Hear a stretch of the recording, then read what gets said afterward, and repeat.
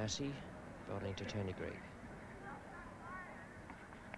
Oh, he's gone, must be out, caught behind. He's given him out, and Greig is not particularly enamoured of the raised finger at the far end. Very confident appeal there, the shout from the Australians. Well, Tony Greig wasn't too happy, but you can see the reaction from the Australians here as the ball comes.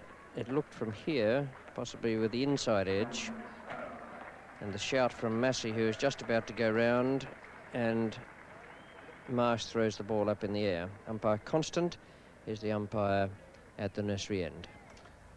Massie is bowling now to the England captain, Ray Illingworth, and he's bowling from the nursery end. And look at this delivery that nips back there in the air, strikes Illingworth on the pad, and umpire Constant at the far end has no hesitation at all in raising the finger. A very, very good delivery, that, because the two balls before had moved away in the air from Illingworth. Very fine bowling from this young Western Australian medium pacer. He had Illingworth playing at the outswing of the two balls previous, and then suddenly nipped that one back at him from outside the off stump. Well, that broke the partnership between Illingworth and Snow, a half-century partnership and a very good one for England.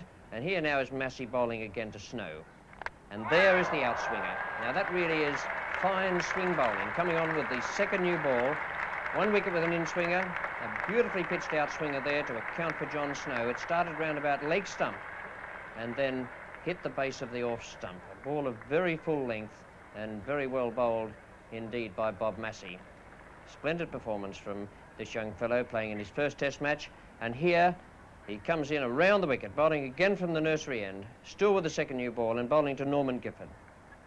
And Rodney Marsh, his West Australian teammate, takes the final catch that makes the final dismissal of the innings, and England were all out for 272. And look at the jubilation on Bob Massie's face. That's real pleasure, isn't it? An entirely unspoilt young cricketer playing in his first test match at the home of cricket, and he's done so wonderfully well. The finest debut performance for any player in the history of Test cricket.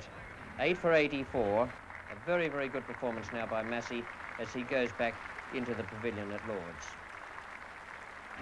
After starting off so badly, having lost 3 wickets for 28, then there were good partnerships between Smith and D'Oliveira. Tony Greig once again proved a real bane to the Australian bowlers, and Alan Knott, as he has done so often over the years, coming in there with a gritty innings towards the end. So too Illingworth and John Snow. 272. Massie 8 for 84 from 32.5 overs and 7 maidens. So Francis now to receive. And he's bowled him. So a tremendous start then for John Snow. In fairness, I think not a very good shot there from Bruce Francis. That ball pitched very well up. So an early success then for John Snow, which you can see again, pitching that ball well up. In fact, so far up that Francis no price at all once he decided to play back to it. So the only run on the board, credit it to Keith Stackpole. John Price to Keith Stackpole. That's the short one, and the play's worked out, and he's hit it straight into Gifford's hands, and that's what he was there for. So really, that wasn't a very good shot again, this time by Keith Stackpole. So the second wicket to fall, a wicket falling in each of the opening overs, this time to Price. The short one, hooked around, Gifford placed there for that particular shot, square by the umpire, and taking a very simple catch. Well, the challenge is offered, and he's hit it away for 4. Price the bowler. That's the hook shot, and he's middled that one all right. So still accepting the challenge is Ian Chappell.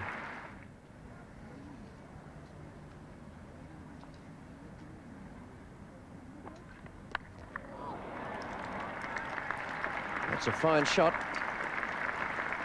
Ian Chappell going for that hook shot there. Snow now to Ian Chappell.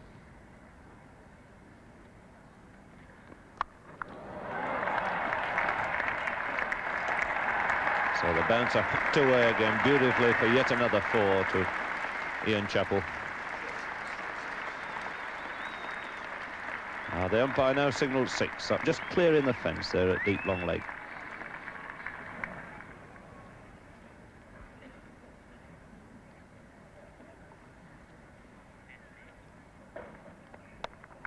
Smith coming in under it. It's a great catch. Marvellous catch by Mike Smith at long leg. Ian Chappell hooking. What a great catch that was to take the third Australian wicket. Crowd standing up. The Australians in the dressing room looking disconsolate at the moment, as well they might. Snow testing Ian Chappell with that bouncer. A top edge from Chappell, and Smith, bespectacled and 38 years of age, racing in, throwing himself full length on the ground to take what could be the decisive wicket in this match.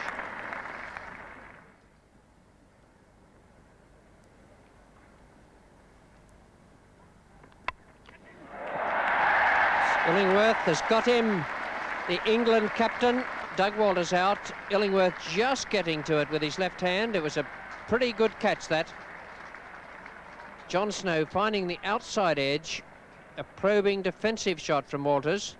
Away it goes there, and Illingworth, away to his left, around about knee height.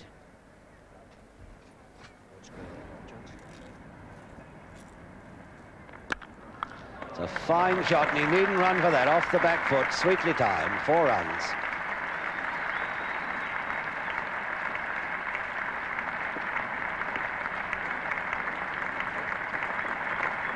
The 100 up then for 4 wickets.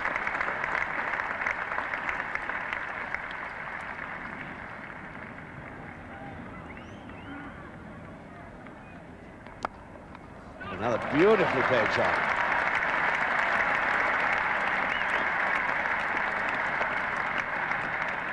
That was superbly well timed, standing up on his toes and turning the wrist on it, flicking it away just in front of square.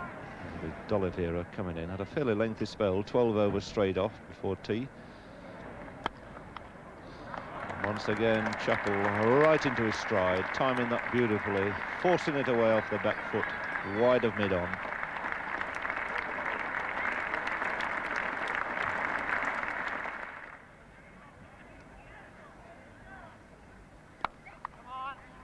Tony Greig. It's the 100 partnership between Greg Chappell and Edwards. It came up in 125 minutes.